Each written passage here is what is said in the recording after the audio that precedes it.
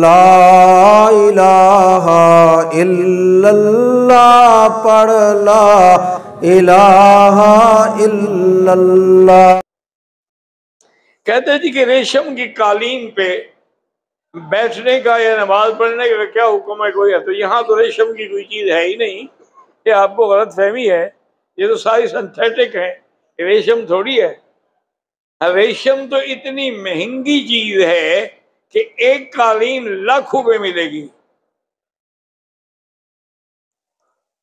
وہ مردوں کے لیے پہننا حرام ہے، یہ تو نہیں کہ بیٹھنا بھی حرام ہے، پاؤں کے نیچے رگڑنا بھی حرام ہے۔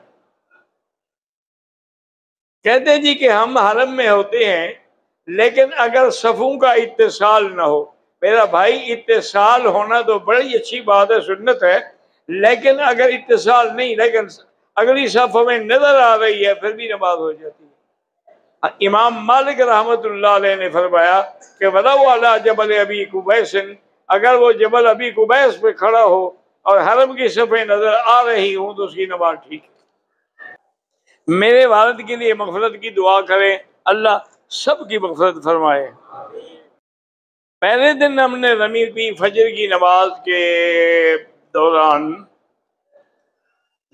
پتہ نہیں کیا لکھا ہے، دوسرے دن بھی میں نے فجر کے فوراً بعد کی پتہ نہیں تھا، تیسرے دن کرنی تھی مگر پڑھا کہ محرم کے ساتھ ہے تو رمی کر سکتا ہے، فجر کے بعد نہیں ہوتی، پہلے دن جو ہے وہ فجر سے لے کر زوال تک افضل ہے، سارا دن جائز ہے۔ 11 تاریخ کو وقت شروع ہوگا زوال سے غروب تک افضل ہے، پھر رات کو بھی جائز ہے۔ 12 کو بھی وقت شروع ہوگا زوال کے بعد، اگر اس کے علاوہ آپ نے غلطی کی ہے تو پھر دم پڑ جاتی ہے۔ کہتے جی کہ 9 محرم اور 10 محرم کو شیعہ ماتم کرتے ہیں، کیا ہم ان کو ماتم کرتا ہوا دیکھ سکتے ہیں؟ یعنی تماشا دیکھنے جائیں گے؟ آپ یہی تماشے نے تو برباد کیا ہے۔ اگر اہل سنت کے جاہل ان کے ماتم دیکھنے کے لیے نہ جائیں تو لوگوں کو پتہ لگ جائے کہ شیعہ ہیں کتنی، عدد ان کو سمجھ آ جائے گا۔ لیکن ہمارے جاہل لوگ جا کے شریک، یہ تو گناہ کا کام ہے، تم گناہ دیکھنے جاؤ گے۔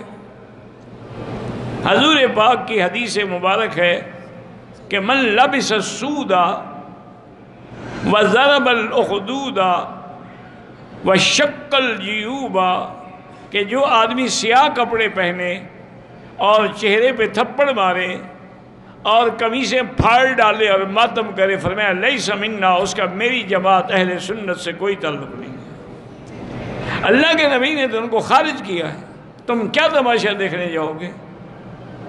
یہ کون سی محبت ہے؟ ایک دفعہ کی تاریخی واقعہ، اور یہ حقیقی یعنی اصل واقعہ ہے۔ انگریز کا زمانہ تھا، گورنر پنجاب کے لیے جو آیا انگریز، وہ جس دن لاہور اترا، اللہ کی شان ہے، وہ 10 محرم کا دن تھا، اور دیکھا کہ ہزاروں کی تعداد میں لوگوں نے سیاہ کپڑے پہنے ہوئے ہیں اور ماتم کر رہے ہیں اور چھریاں مار رہے ہیں اور مٹی ڈال رہے ہیں۔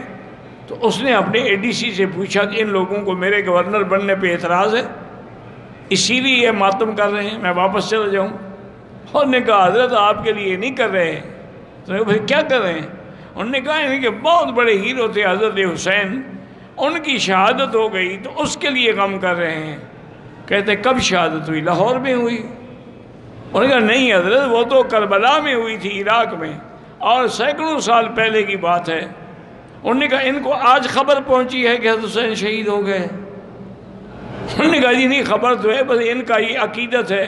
انہوں نے کہا پھر وہ قومیں جو اپنے ہیرو پہ ماتم کریں وہ کبھی ترقی نہیں کر سکتی۔ مجھے یہ سمجھ آ گئی کہ یہ ہمیشہ اسی طرح روٹتے پیٹتے رہیں گے اور کوئی نتیجہ نہیں نکلے گا۔ تو اسی لیے ہمیشہ یاد رکھیں کہ ماتم کی مجلسوں میں جانا بھی حرام ہے، سننا بھی حرام ہے، اور شرکت کرنا بھی حرام ہے۔